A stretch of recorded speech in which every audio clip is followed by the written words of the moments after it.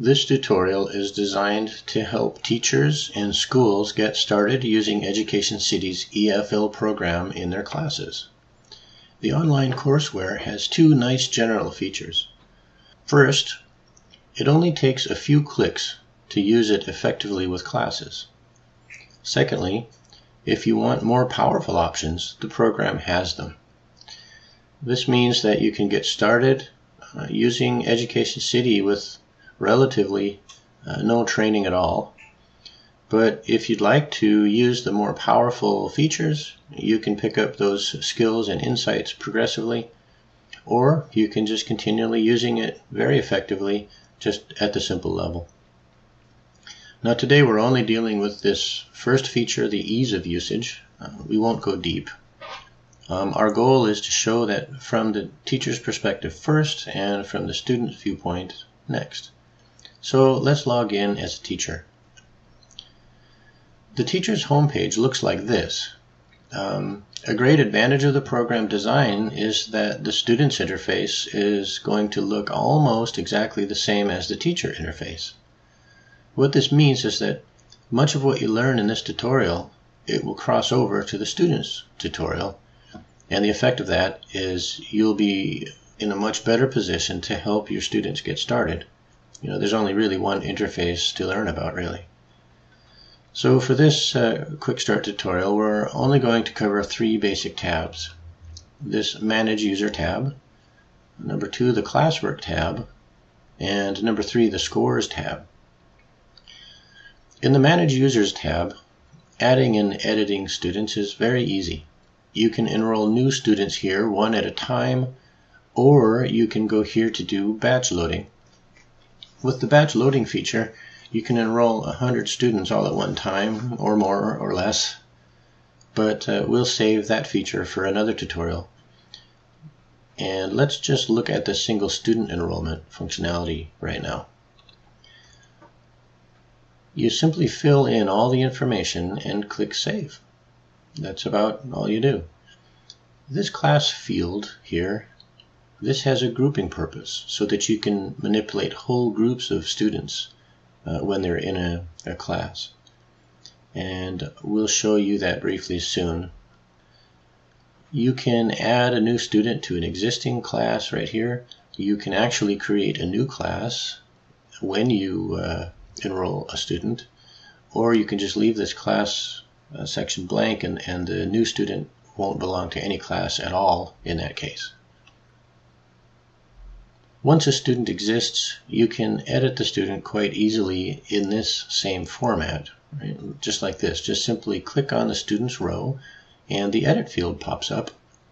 But notice here that you can also print out their credentials, the student's login credentials, and you can send that home to parents, or you can email this as a PDF. Once the students are in the system, we can assign them to content quite easily. We can see that in the next tab on that dashboard, the Classwork tab. It's the orange one right here.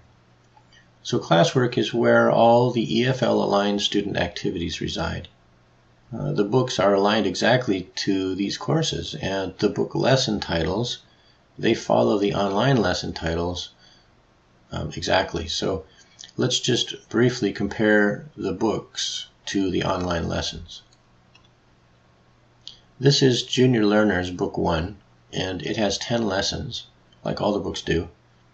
But this course has, if you notice, it has 30 lessons in it. And that means, of course, that one course has 3 books assigned. So there's 3 books to each course. Now, this course is named to reflect that, this 3-book system. You see it's named here Junior Learners 1 through 3. That means that books 1 and 2 and 3 are all covered by this online content. From the home page, it only takes us 2 clicks to get into the course.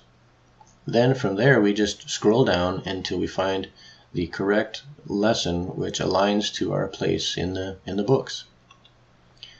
So it takes 2 clicks, right? Click first on this Classwork tab and click second on the book course, and then just scroll down and find your current lesson. That's all it takes. And from here, teachers can enter the course administration area also, and they can manage students going in and out of this course.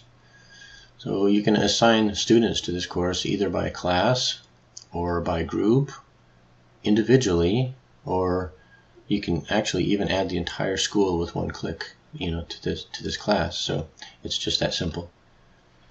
All right, so now let's look at our final tab. This is the scores link up here. It's the pink one on the home page. Of course, student performance records are found inside here. There are a few things to point out. Number one, you'll notice that there are many filters and nice search functions. Number two, it creates a customizable report on students' performance, as you can see here. You can export this report as a spreadsheet. Number three there. Number four, you can actually drill down into the report for more performance details. And then you can also print out this nice student certificate for kids to take home and show their parents. Okay, so that's the scores tab. So we've covered the 3 tabs for the teacher's ease of usage. You can get started right away very easily. So now let's turn our attention to a quick tour of the student's experience and see how that goes. So first of all, notice that it's almost the same, right? Except that the user management tab is missing. Here we're going to look at 3 of these tabs and then we'll be done. First, let's look again at the classwork tab. It's easy because it's exactly the same as the teacher's version, of course without the course administration functionality. But students can access their lessons with just 2 quick clicks of a mouse. So secondly, there's this scores tab. Now this one looks the same on the outside as the teacher's view, but on the inside it's different. This page has 3 options. Now you're only concerned about this one, the classwork option, but let's discuss these others for a little bit of clarity.